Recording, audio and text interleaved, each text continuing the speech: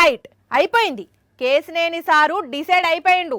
కుట్రలు కుతంత్రాలతో రాజకీయాలు చేస్తూ రాజకీయంగా ఇబ్బంది పెట్టడమే కాకుండా చంద్రబాబు కుటుంబం మధ్య చిచ్చు పెట్టి కుళ్ళు రాజకీయాలు చేస్తున్నాడని ఇక బాబు గారికి బై బై చెప్పేసిండు. సైకిల్ దిగుతున్నా అని క్లారిటీ ఇచ్చిండు. సీఎం జగన్ అన్నను కలిసినాక బయటికి వచ్చి చంద్రబాబు ఎసొంటోడు, ఎసొంటి రాజకీయాలు చేస్తున్నాడో మీడియాకు చెప్పిండు. చంద్రబాబు మోసగాడని చెప్పి ఈ ప్రపంచానికి తెలుసు. కానీ ఇంత పచ్చి మోసాలు చేస్తా, దగాలు చేస్తా, కుటుంబాల మధ్య చిచ్చు పెడతా ఈ రకంగా చేయడం అనేది భావ్యం కాదు. పచ్చి మోసగాడైతేనే కదా సార్ సొంత మామను వెన్నుపోటు పొడిచి కుర్చీ లాక్కున్నది. 14 ఏళ్లు ముఖ్యమంత్రిగా ఉండి దగాలు కుట్రలు కుతంత్రాలు చేసి ఇప్పుడు ప్రతిపక్షం నుండి కూడా పచ్చి మోసాలు చేస్తుండే.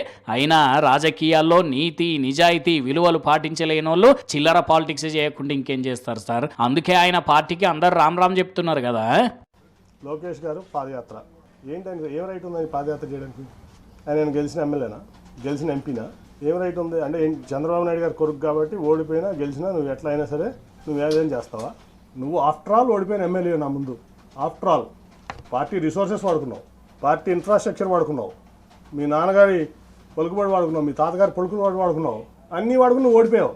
పంచాయతీ ఎన్నికల్లో పోటీ చేయకుండానే పంచాయతీరాజ్ మంత్రి అయ్యి టీడీపీలో వాళ్ళ నాయన పేరు చెప్పుకొని ఏం టాలెంట్ లేకున్నా పాదయాత్ర చేస్తే మిడిమిడి జ్ఞానం ఉండకుంటే ఇంకేముంటుంది సార్? ప్రశాంతతనే ప్రశాంతత అన్న మనిషి ఆయన. ఇక పచ్చ పార్టీని గాయనేం లేపుతాడు, ఆయనకు పతారు ఎక్కడిది సార్? అంతేందుకు లోకేష్ కు ఏం టాలెంట్ ఉన్నదో అందరికంటే ఎక్కువ పవన్ కళ్యాణ్కే తెలుసు. ఎందుకంటే ఆయనే కదా మరి పోయిన ఎన్నికలప్పుడు లోకేష్ ఇజ్జత్ తీసి గజ్జగట్టింది. అంటే నా కుటుంబంలోనే చిచ్చు పెట్టి నా కుటుంబ సభ్యుడితోనే నన్ను కొట్టించాలని కూడా మరి లోకేష్ గారు ఎందుకు అనుకున్నాను నాకైతే అర్థం కాల. నేనేం చేశాను? ఈ పార్టీకి ద్రోహం చేశాను? చంద్రబాబుకు తెలిసిన రాజకీయమే అది సార్.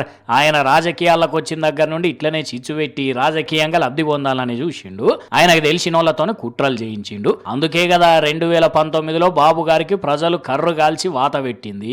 ఆ దెబ్బతోటి పార్టీ పరిస్థితి ఎట్లయిందో, లోకేష్ ఎట్లా ఓడిపోయిందో అందరికీ తెలిసిందేనే. కానీ విజయవాడ ఎంపీ సీటు గెలిచిన కేసినేని సారు సైకిల్ దిగేసరికి ఒక రకంగా కృష్ణా జిల్లాలో టీడీపీ భూస్థాపితమైనట్టే పోండి.